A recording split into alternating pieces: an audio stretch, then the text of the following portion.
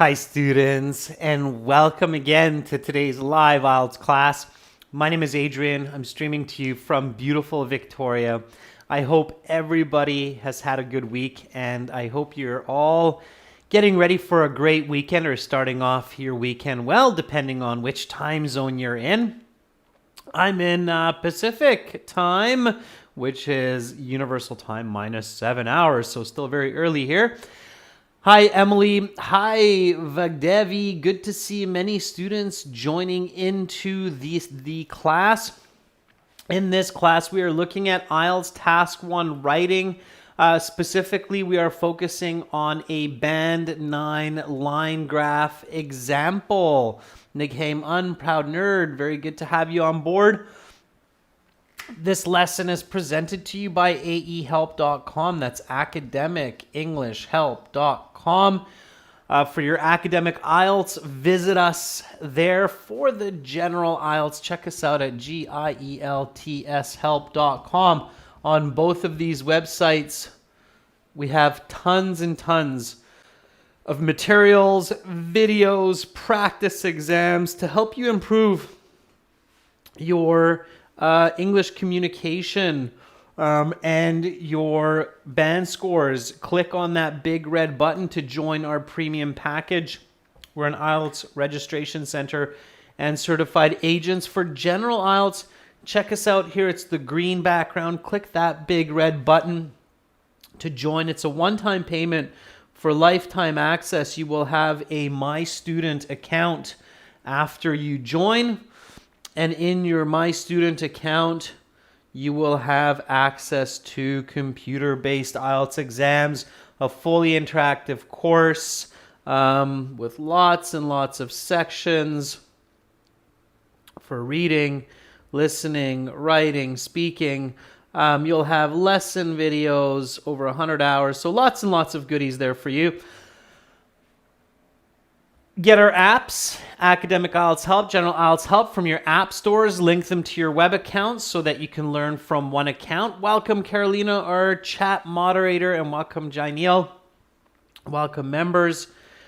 If you have questions about IELTS or about our courses, just send me an email, adrian@aehelp.com. I will help you out. Welcome, Rumi Kanwal. Hello back to you.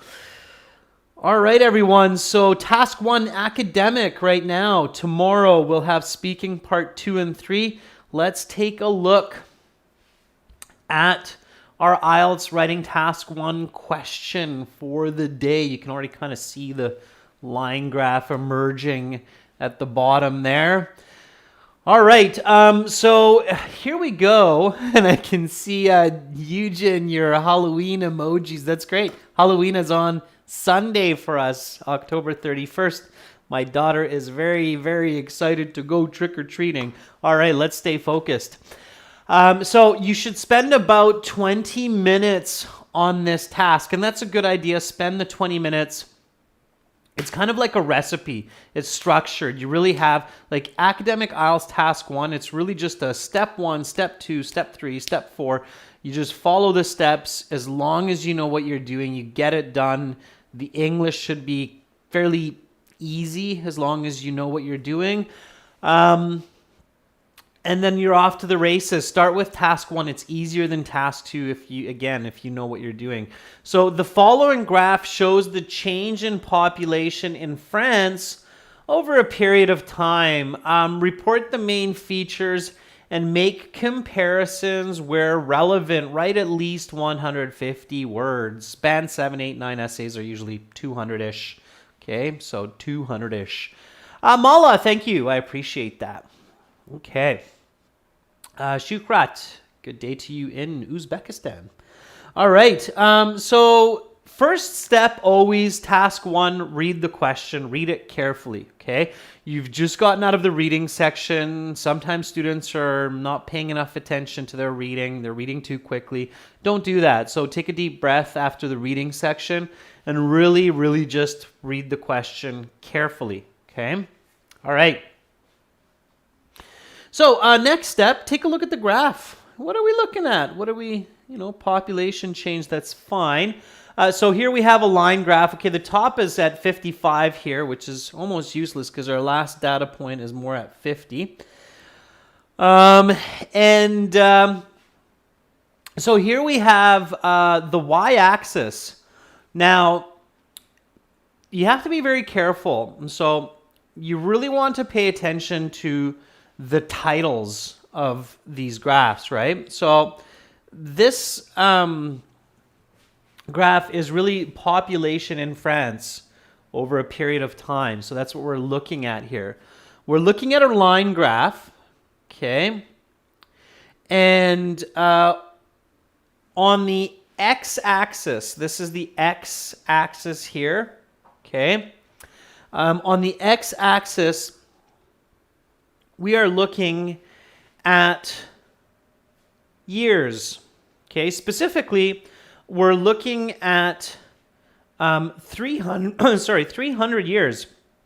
So we're looking from the 1700s to the 2000s. How else could we say that? So we're looking at what time period? So from 1700s to 2000s on the x-axis, or you could say that another way, okay? We're looking at what else? The 3 centuries. Very good, Shivam. Yeah. Which 3 centuries? Okay. Yeah, very good. So we're looking at 3 centuries of population change in France. Which 3 centuries? Okay. Angel, that's a good score, right? It's solid. Okay. So we're looking at which 3 centuries? 1700s to the 2000s is not the centuries. Okay. Oxygen John says, actually, you don't seem to be friendly during speaking conversations, just my opinion. Oxygen John, IELTS examiners should not be looking friendly. Yeah. Okay, very good, Amanpreet. So Amanpreet says we are looking at the 18th to the 20th century.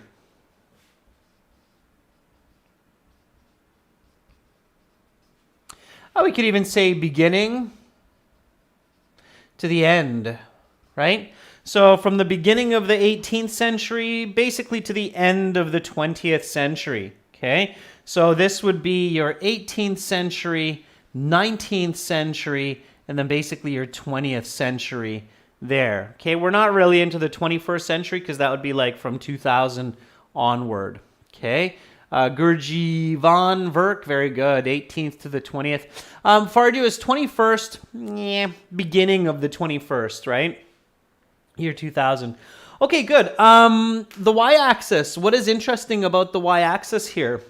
Okay, so really pay attention to the XY axis or the axes, because if you're not clear on the XY axes on a line graph, you're going to be in trouble. Okay, so we looked at the x-axis, that's fine, that's a time scale. Okay, and then for the y-axis, so this vertical, it's called your y-axis. The y-axis here, we're looking at population in millions, right? Okay, now this is just arbitrary. It might not be true. It'll probably be kind of close to the truth, but okay, so here we're looking at the y-axis, and you have to be careful here because we have 2 titles, right? This is kind of an interesting setup for this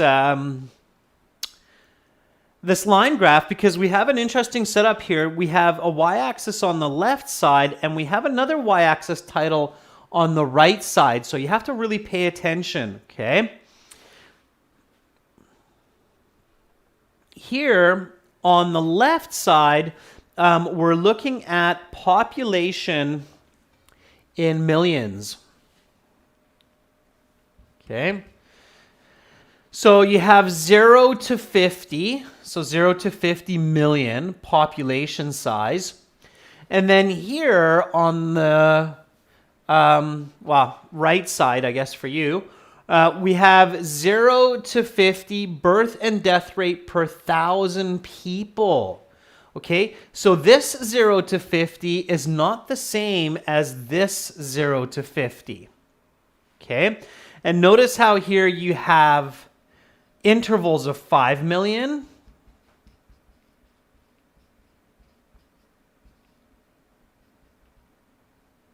And here you have intervals of 5 people per 1,000. Okay.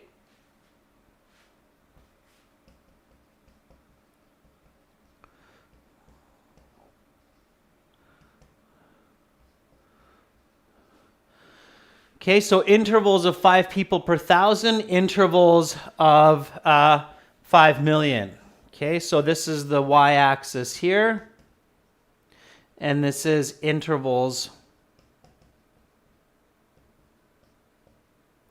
of 5 million. So these are different numbers. The scale looks the same, but the numbers are different. Okay, it's really important to remember that. By the way, what kind of intervals do we have here on the x-axis? So x-axis has what kind of intervals?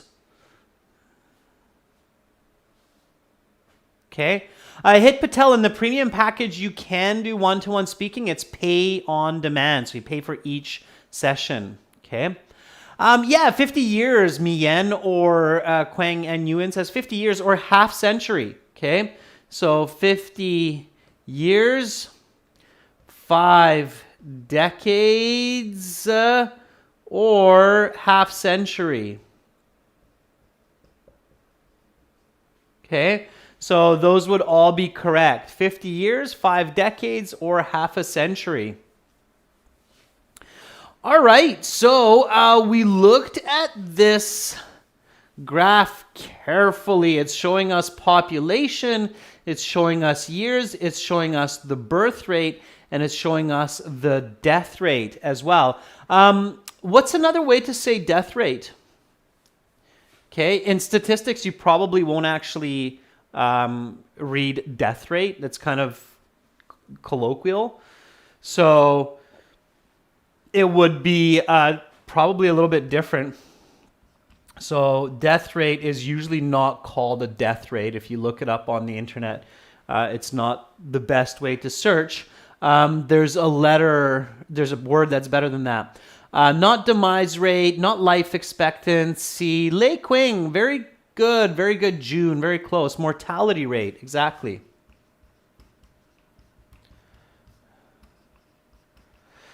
Mortality or mortality rate.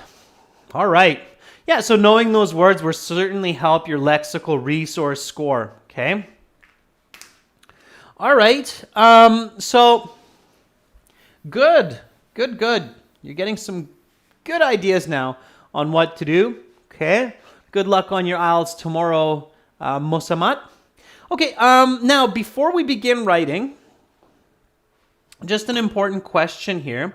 What is the goal of a line graph? So,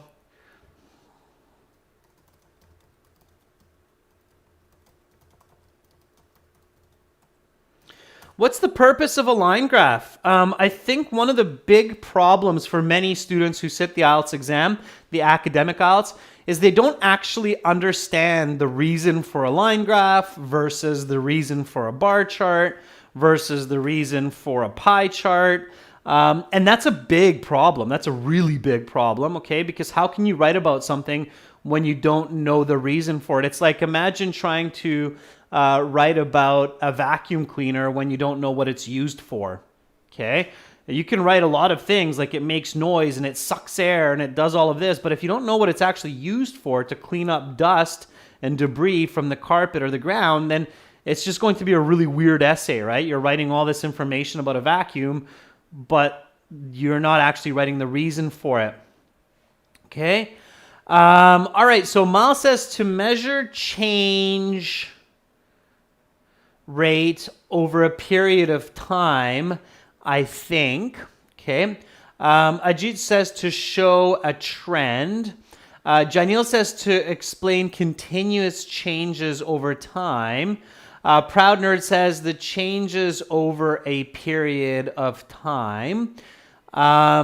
Describing about a graph of all materials clearly. So notice how we have a lot of different answers here, and that is already showing a bit of an issue. June says to show the trend of certain variables. Yeah, so if you look up the definition of a line graph, the purpose of a line graph is to show the continuous negative and or positive correlation among variables, among independent variables,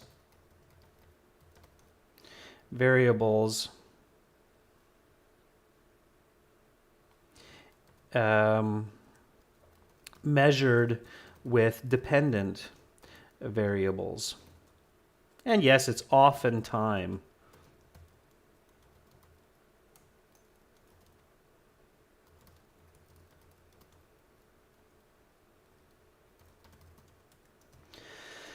Okay, so if we're really getting into statistics, and I mean, if you're going for a band 8 or a band 9, you have to know this, okay? And in university, if you're going into sciences, you're expected to know this. If not, you're going to have a lot of extra homework in your first year of studies to learn this, okay? For graphs and charts, to show the continuous negative or positive correlation among the independent variables measured with dependent variables. Okay, now you're probably going, Adrian, this is crazy. This is just IELTS, isn't it?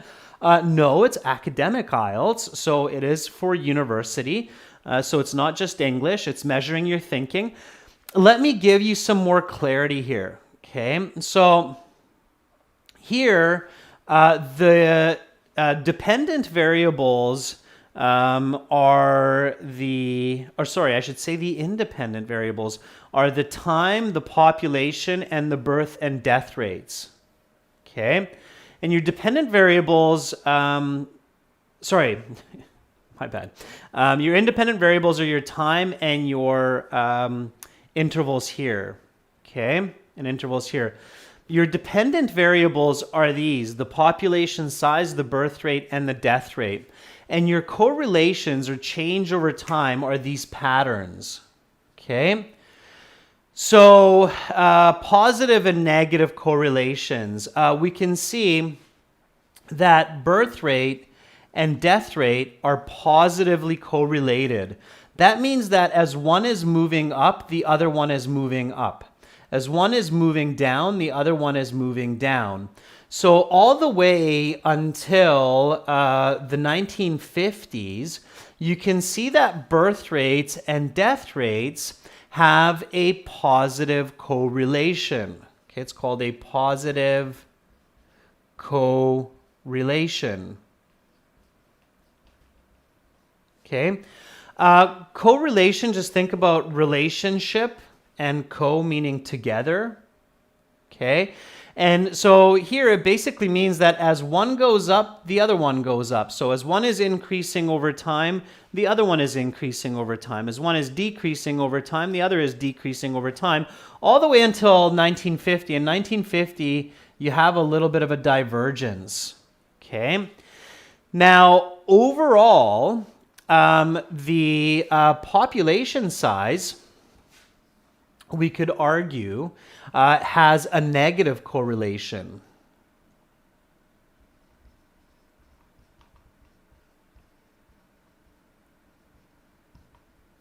To birth and death rate, okay? And the reason why is because as one is moving down here, you can see that this is moving up, okay? So that's where you have what's called a negative correlation. So if one is moving down and the other is moving up, so as one decreases, the other increases, you can say that that is a negative correlation, okay? Nick, hey man, you absolutely have some math and some logic and some statistics in IELTS, right? Because they're measuring your aptitude for university entrance with the IELTS, with the academic IELTS. They're not just measuring your English. Okay? All right? So, yeah, and Ajit says, but in 1950, mortality rates become static while birth rates rapidly increase. Yeah, that's why I mentioned to you that the positive correlation is between this era here, and we don't see it further here. Okay? All right, so keep that in mind. Okay, it's very, very important. If you're just looking for like a band 5.5 or maybe a band 6.5, you don't need to have this much knowledge of these line graphs. But if you're looking for a band 7.5, 8.59, you need to have more in-depth knowledge. Okay. All right. So think about line graphs, think about these correlations, think about variables. If these words are new for you, write them down, look them up. It's not that complicated, so we're not doing advanced statistics here. We're doing fundamental, basic statistics here, okay? All right, so now let's get into writing, okay? So, now that you know the purpose of the line graph, we can get into it. So task 1 has 4 parts, 3 to 4 parts. Okay, it has an overview. It has an let's say introduction, overview, body. Your body is really your analysis or analyses for plural, and then a summary. Okay, each one is a paragraph. For the introduction, all you need to do is paraphrase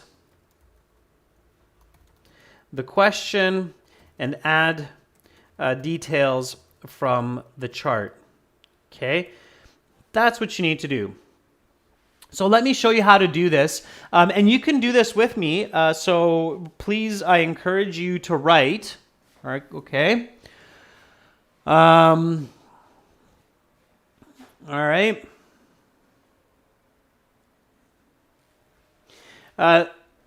Let me paraphrase this question. You can paraphrase this question too, and then we'll compare. It doesn't have to be the same. Just make sure to add details, okay?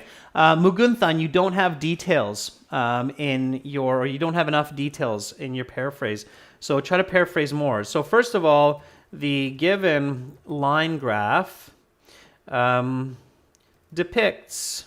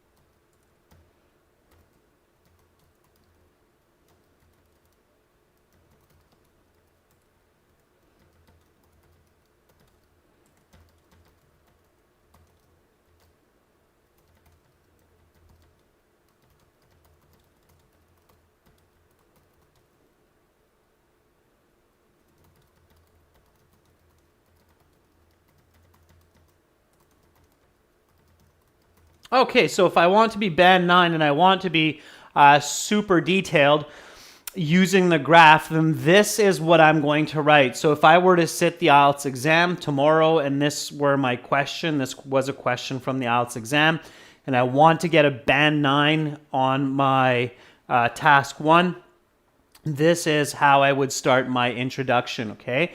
So the given line graph depicts the variations in the population, including the birth and death rates in France from the beginning of the 18th to the beginning of the 21st centuries. with intervals of 5 decades. Also, the y-axis show the population, and I would actually correct this a little bit when reviewing it, and I would call it axes because we actually have 2 axes here. So the y-axes show population growth with intervals of 5 million and birth and death rates with intervals of 5 individuals of 1,000. Okay, so here basically what I'm telling my reader is enough information that they can almost see this graph without actually seeing the graph. So they can picture the x-axis and they can picture these 2 y-axes. Hopefully that's clear. So I gave a really clear description before going into my overview and analysis. Okay.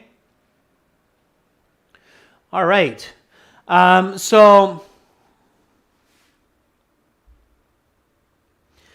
that is my introduction. And I can see that some students are doing a great job of writing the introduction as well. Let me just read a few of them because they are looking pretty good. All right.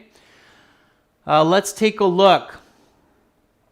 So An writes, the line graph depicts the demographic trend with further information about the mortality rate, fertility rate in France for 3 centuries from the 18th to the 20th. Very nice, An. I like it. It's nice description. I think you could still get a band 9 with that level of description. And I like your paraphrasing of fertility rate instead of birth rate. Birth rate is also classed as fertility rate. Okay. Very good. Pavan says the information about the population of France in a given time period from the 18th to the 21st century.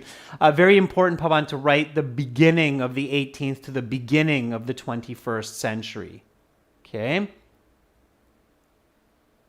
Emily writes, at a glance, the graph... Oh, sorry. Let me try that one more time, Emily. So a glance at the graph provided reveals some striking similarities between the military and birth rates during the period.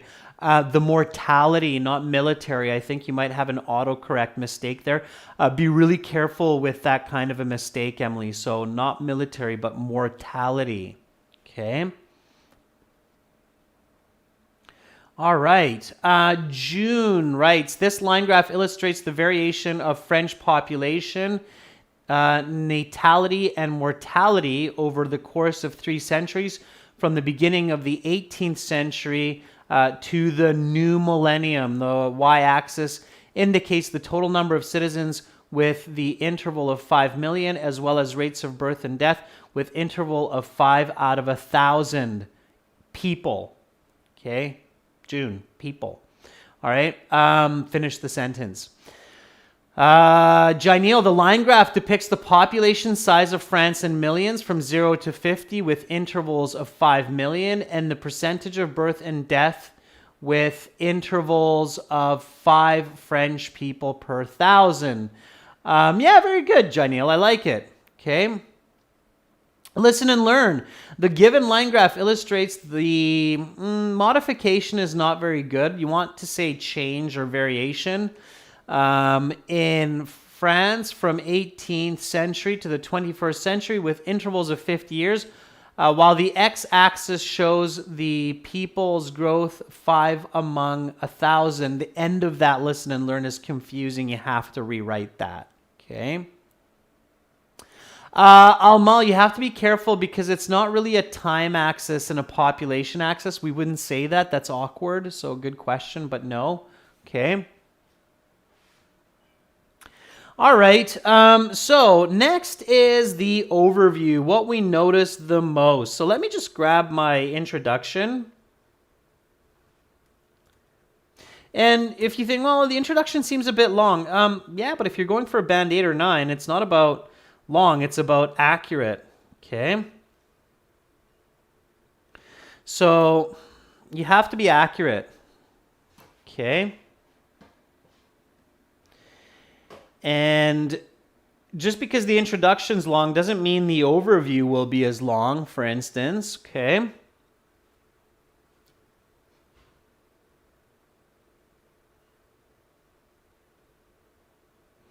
Let me see if I can move this graph a little bit here. There we go. Think that'll be better for us. Okay, so what can we say about the overall kind of appearance of this data?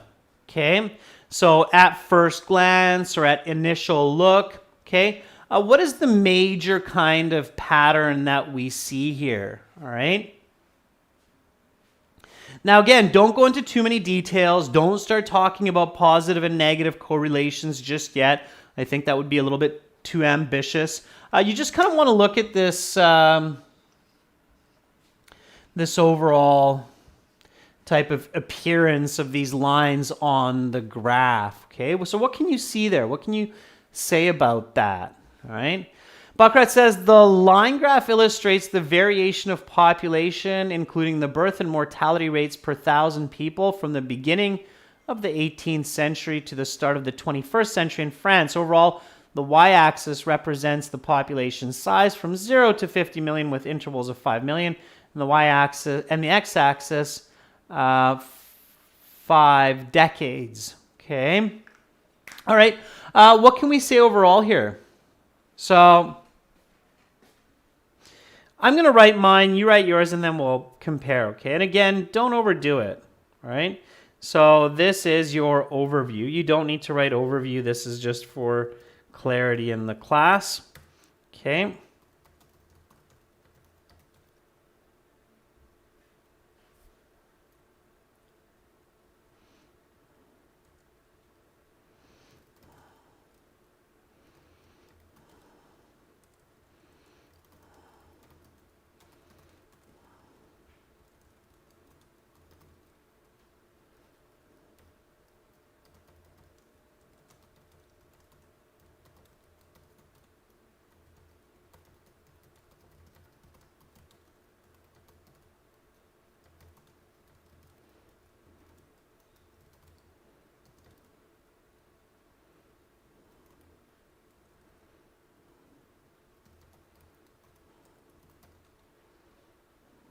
Okay.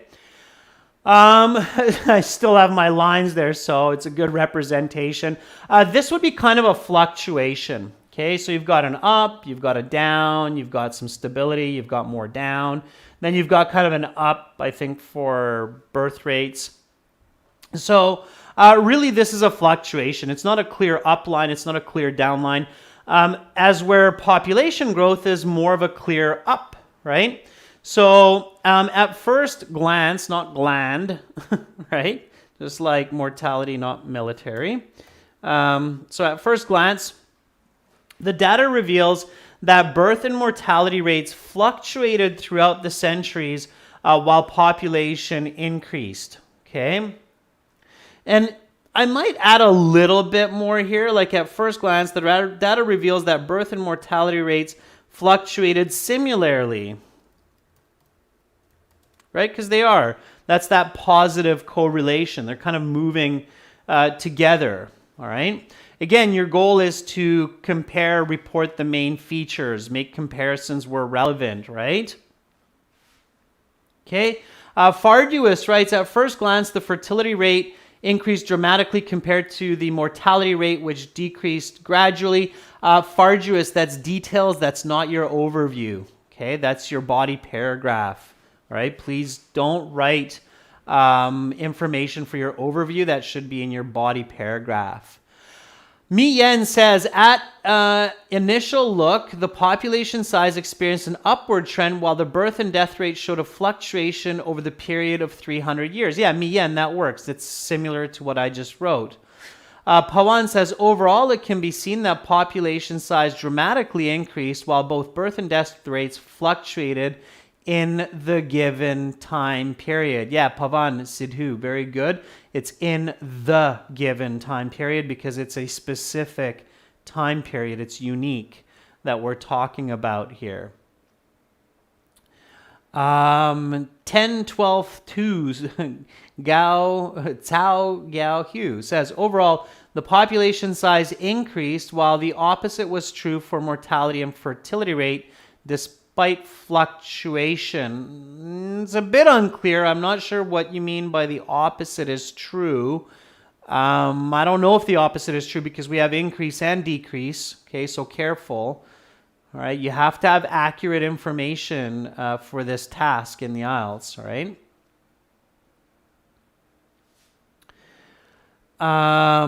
Okay, June says, immediately it is clear that the fertility and mortality rates in France during the given period follow a similar pattern, with the exception of the last 50 years. Furthermore, the French population increased significantly over the span of 300 years.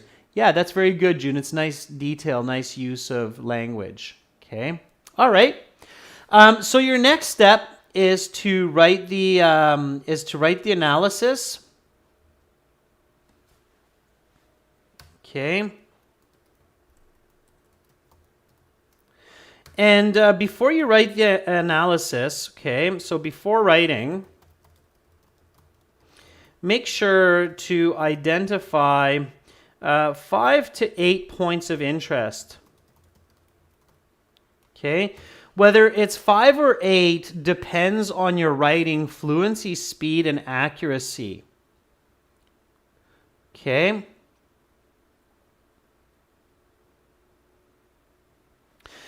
So, what I would do is, okay, identify maybe this increase in the first kind of 50 years, okay, then as the second one, maybe identify this decrease. And then here I would just report some kind of a decrease here. This would be my third data point. And then my fourth one would be this diversion here of the birth rate increasing while death rate remaining a constant. Okay. Now, of course, population, I would describe maybe kind of this here as my fifth point. So from the 17 to the 1800s, okay? And then my sixth point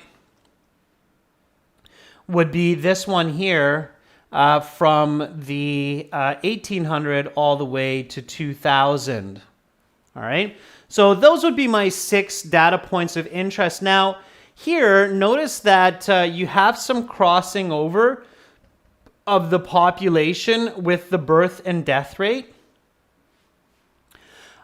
Should I report that? So should I talk about this surpassing, so population surpassing the birth and death rate or superseding the birth and death rate? Because if you watch some of my other videos where I look at some line graphs, I always emphasize kind of talking about this data point where you have one variable suddenly exceeding or going past these other variables. So should I talk about that? Should I mention this intersection of the population with the birth and death rate? Yeah, very good, June. So June says no, because these are completely different concepts. Exactly. Yeah, Un is an agreement and Mian is an agreement. Very nice. Good thinking, okay? So Janelle says not here. Yeah, because basically what we're looking at here is actually 2 line graphs that are overlaid on one another. And it's very important to recognize that if somebody starts to write about during the 1850s population growth exceeded birth and death rates, it'd kind of be like, what are you talking about? Like, that doesn't make any sense. They're not relevant here. So you have to be really careful. You're basically looking at 2 line graphs here that are sharing one graph space. Okay, so definitely don't mention that here. And I'm happy that a lot of you realize that. So wha-bam, huge thumbs up for many of you out there around the world that thought critically and realized, yeah, that doesn't make sense in this case. These are independent. Okay. So they're not connected.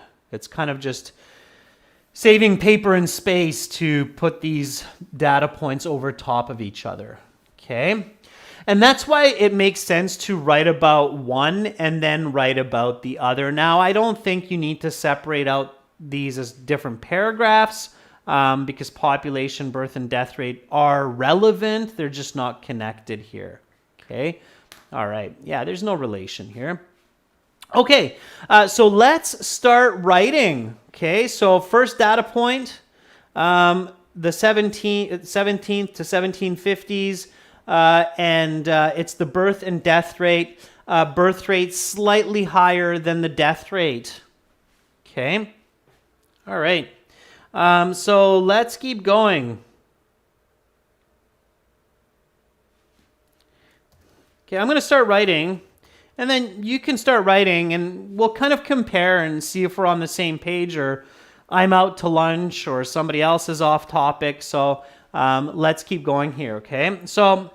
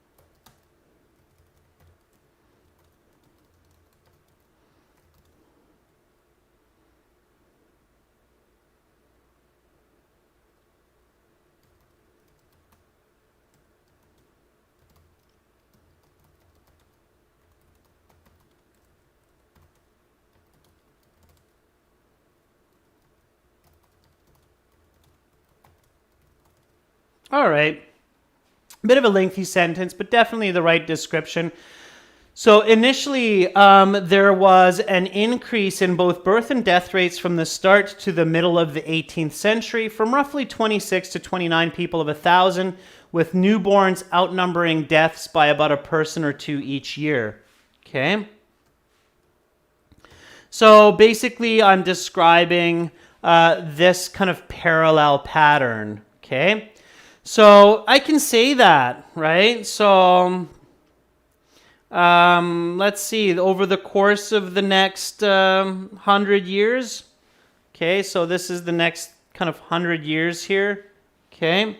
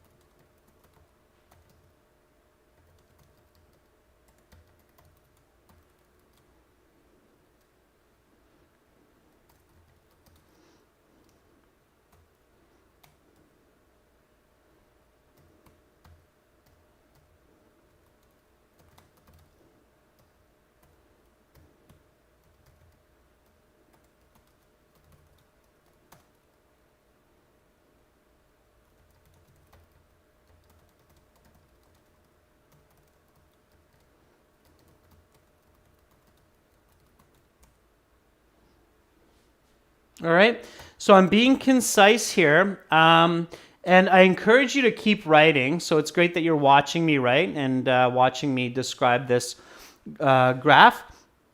I encourage you to do the same. So there are lots of different ways to do this. So right now, I'm on to this point 2, and I'm talking about this parallel pattern with this stable birth-death rate in the next half century, and then this decrease here, okay?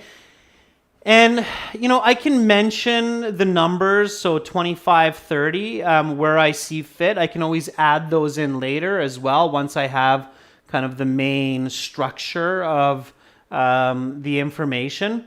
But don't get lost in numbers. So your goal is to interpret these data. It's not to really get lost in 25, 30, 40, 40 to 35, back to 40, staying at 25, 25 to 30.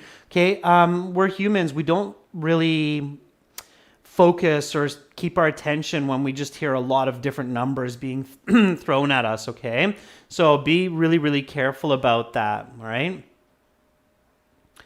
Pawan says, as per the data in the 1700s, death and birth rates started from 27 million, then increased 10 million. Pavan, you have a huge mistake there, okay? This is population size. This is birth and death rate. If you accidentally confuse that, you're going to do horribly on this task 1, and you'll get a very low band score. It's going to hurt your writing mark for sure. Okay, so birth and death rates are per 1,000 people. Do not confuse it with millions. All right, you have to keep this title in mind. If you start saying millions of people died, you're going to go with the band score. So be really, really careful. Okay. All right. Be very, very, very cautious of that. Okay. Un says, birth and death rates experienced an increase at the beginning of the 18th century with 38 out of 1,000 deaths and 40 more babies were born. Okay, Un. Yeah, just make sure you have accurate data, but it's looking good. Okay, so...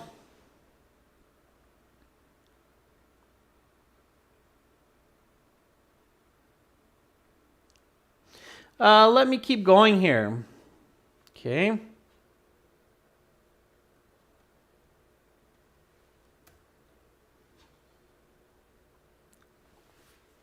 So then, until the mid 20th century,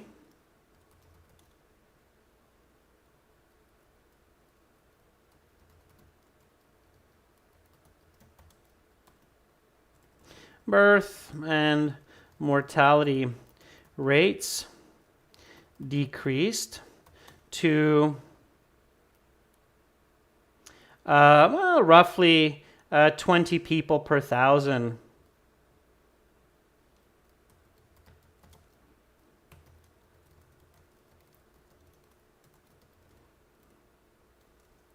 Okay. Finally, birth rates diverged from death rates and increased sharply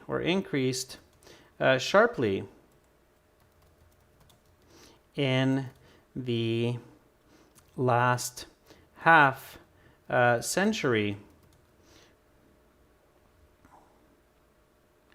to 34 per 1,000.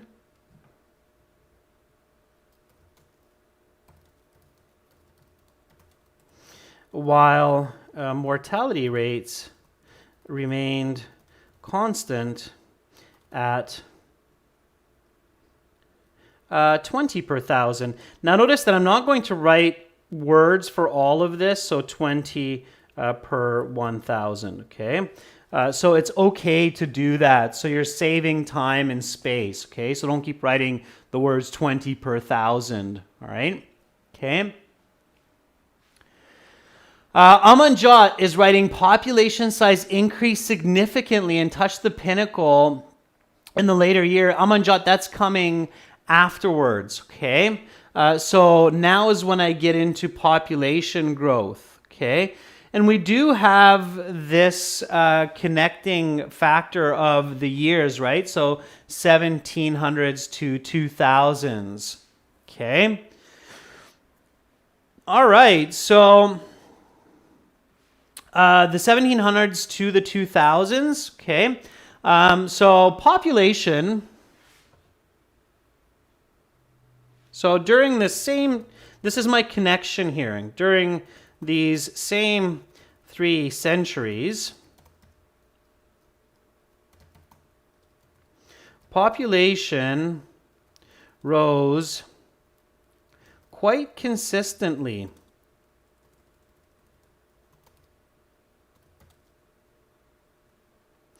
from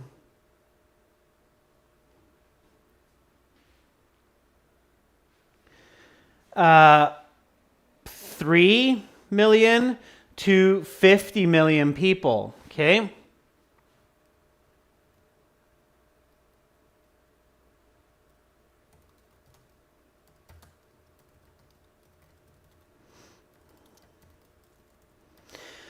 With just a slight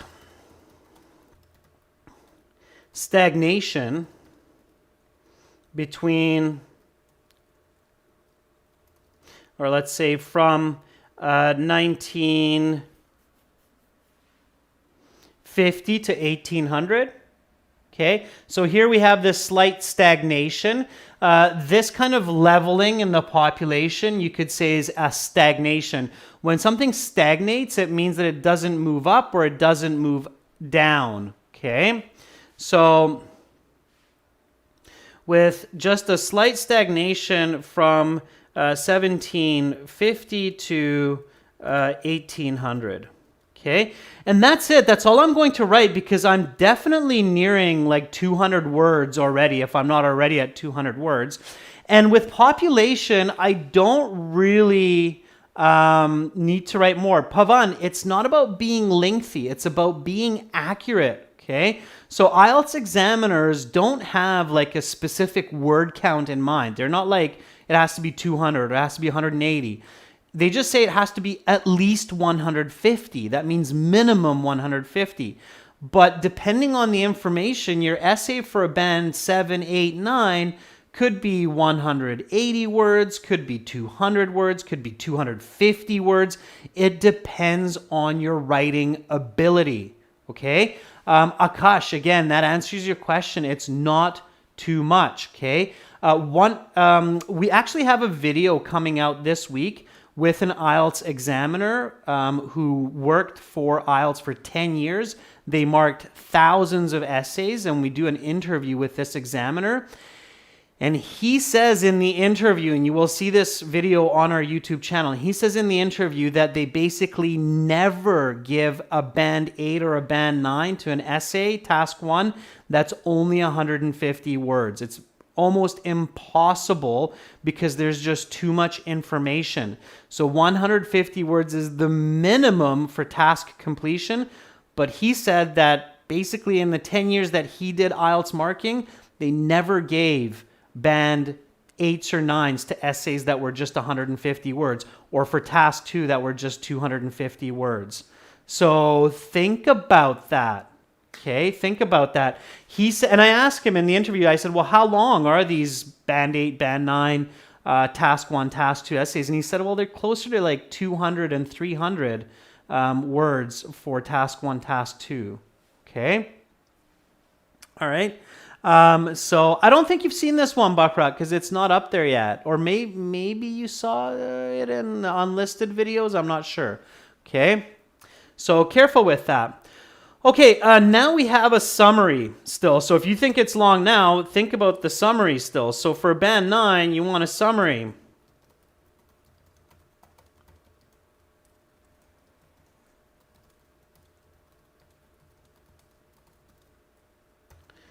Okay, so if you look at this graph carefully, right? And you see that birth and death rates are going up and down, and then here it's up. And then you see that the population is going up. What can we summarize about this graph? So what can we learn? There's a very interesting inference that we can learn by looking at this population graph that we can summarize. And if you want that band 9, I would highly recommend including this piece of information. Okay? So what can we learn from that? I can definitely tell you that I've learned something very interesting by looking at this line graph of France's population.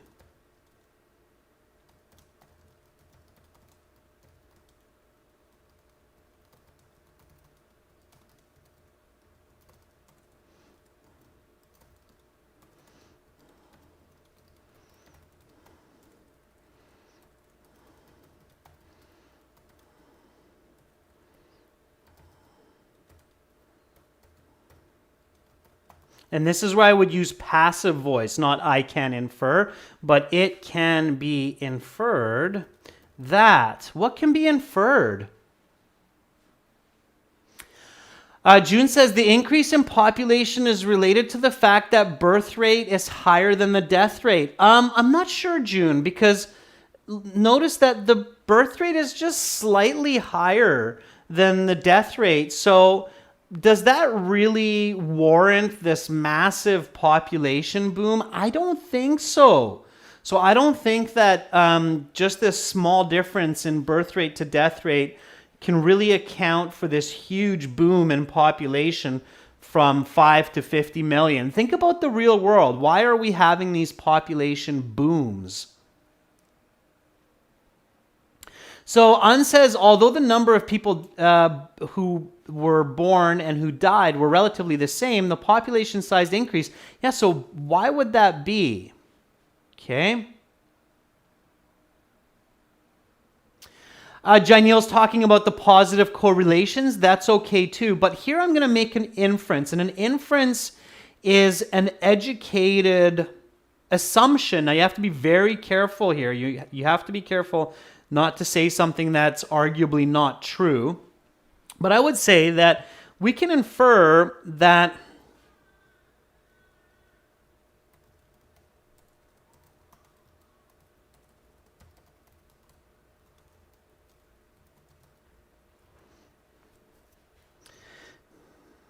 so, in summary, by comparing the birth and death rates to the population boom in France from 17 to 2000, it can be inferred that the dramatic growth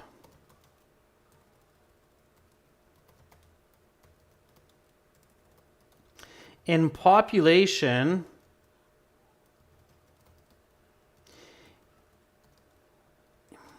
is likely a result of people's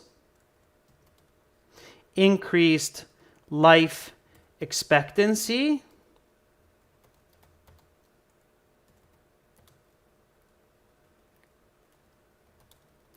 and or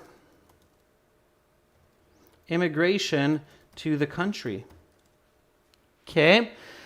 So it's one or both of these, right? So what can lead to population boom? Well, there's really only two factors, and this is why it's not a guess, right?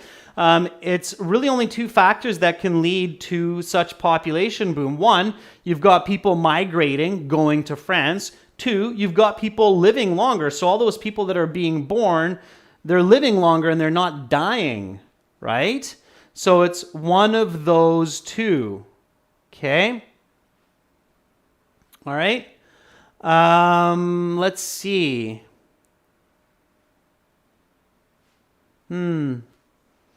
Why is that suddenly happening? It says my stream is excellent. Okay.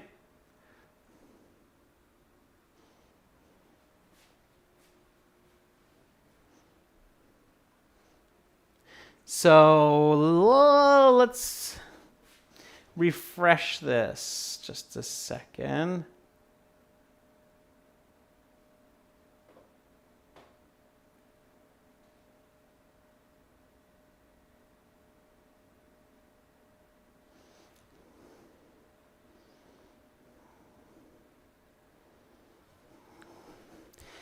Can you still hear me okay, or is it just the camera?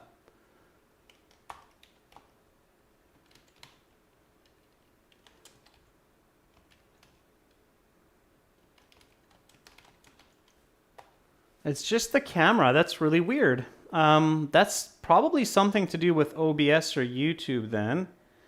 Okay, let me try to turn off the camera and turn it on again. Just give me a sec.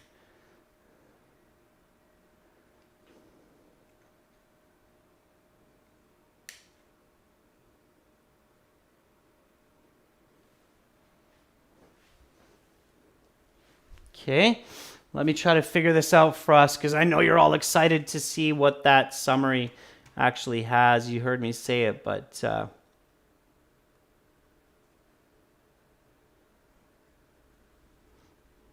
Let's see if this fixes it.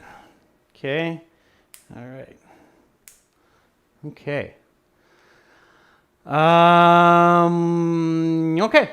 I think you can see it now. Yeah, that was really strange why the camera and OBS decided not to communicate suddenly, but that's it. June, yeah, that's the question, right? So June is asking, is that a subjective summary? No, it's not, June, because if I asked you, think about it this way, June, if I asked you, well, what else could it be? Then there's no real other answer that you can give me. So it's either one or the other or both, right? So it's either people living longer or people migrating to the country or both, but it can't be anything else. All right, so that's why it's the right answer there. Okay, everybody got that? So this is the summary. In summary, by comparing the birth and death rates to the population boom in France from 1700 to 2000, it can be inferred that the dramatic growth in population is likely a result of people's increased life expectancy and or, this is a very important and or here, immigration to the country. Okay, everybody got that now? All right, so that's your Band 9 essay. Okay, so well, let me do it. Let me see what the word count would be on this. Oops, I did not want to do that. There we go. So let me see what the word count would be here. Okay. Yeah, so the word count is roughly, without all of my like extra words like this, it's roughly about 240 words, okay? So it's about 90 words more than the minimum. But again, for a Band 9, for this line graph, you might have to write about this long to get that Band 8 or that Band 9, okay? So, Bakrat, it's not 300 because I have a lot of extra words in here that don't need to be in there, okay? Like all of these analysis and overview and things like that, okay? So it's about 250, 240, okay? All right, so that's it for today. That's your task 1. Make sure to practice correctly. Make sure you know what line graphs, bar graphs, pie charts are all used for. So that you can write a correct essay. You can learn more about this at aehelp.com for academic IELTS and glshelp.com for task 1 general IELTS, which is very different, okay? Have an awesome rest of your day, Jainil. Again, check us out at aehelp.com, glshelp.com. Click that big red button. I'll be back tomorrow, everyone, with speaking part 2 and speaking part 3, so come back and join me for those lessons. Have an awesome rest of your day. Thanks for hanging in there. And I will see you in 24 hours or less. I'm Adrian, signing out from Victoria. Bye for now.